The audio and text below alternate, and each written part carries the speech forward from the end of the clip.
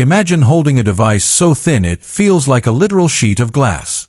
No, I'm not talking about a prototype from a sci-fi movie. I'm talking about the biggest gamble Apple has taken since the original iPhone in 2007. For years, we've been stuck in a cycle of same old titanium frames and slightly faster chips. But right now, something is shifting deep inside Cupertino. You've heard the rumors. You've seen the leaked renders. But you haven't heard the full truth about the iPhone 17 Air, the device that is about to make the Pro Max look like a bulky brick from the past. Welcome to my channel Tech Launch. Subscribe my channel and click on the bell icon for the new tech updates. If you're thinking about upgrading your phone anytime soon, you need to stop. Right now. Because the iPhone 17 Air, or the iPhone 17 Slim as some are calling it, isn't just another model in the lineup. It is a complete reboot of what a smartphone is supposed to be. In this video, we are peeling back the curtain on every single detail that has leaked from the supply chain, the display manufacturers, and the high-level insiders who are seeing this device take shape. We're talking about a revolutionary new chassis, a camera placement we've never seen before, and a price tag that might actually make you scream. But is it worth it? Or is Apple about to sell you less phone for more money? Stick with me, because by the end of this, you'll know exactly why this phone is polarizing the entire tech world. Let's start with the elephant in the room, the design. Why is Apple doing this? For the last decade, the trend was bigger is better. Bigger batteries, bigger screens, bigger camera bumps. But we've hit a ceiling. The iPhone 16 Pro Max is a powerhouse, but let's be honest, it's heavy. It's thick. It stretches your pockets.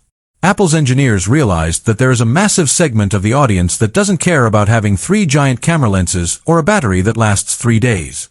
They want style. They want futuristic aesthetics. They want the Air experience. Think back to the MacBook Air.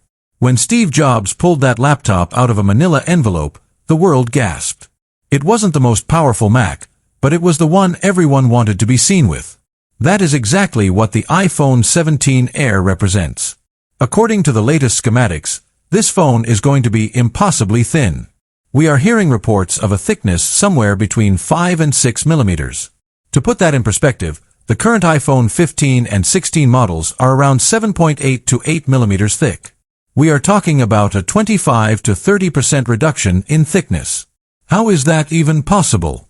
It requires a total redesign of the logic board, a new type of battery technology called high-density silicon-carbon batteries, and a display that integrates the touch layers directly into the OLED panel to shave off every fraction of a millimeter.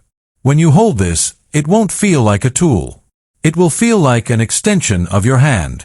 But here is the catch, and this is where the internet is losing its mind. To make a phone this thin, you have to sacrifice things. And the first thing on the chopping block is the camera system. Leaks suggest the iPhone 17 Air will not have 3 cameras. It won't even have 2.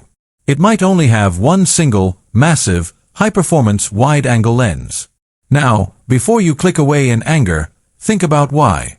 Apple is betting that for the lifestyle user, a single, incredibly high-quality 48 or even 60 megapixel sensor, combined with the power of the A19 chip's computational photography, is enough.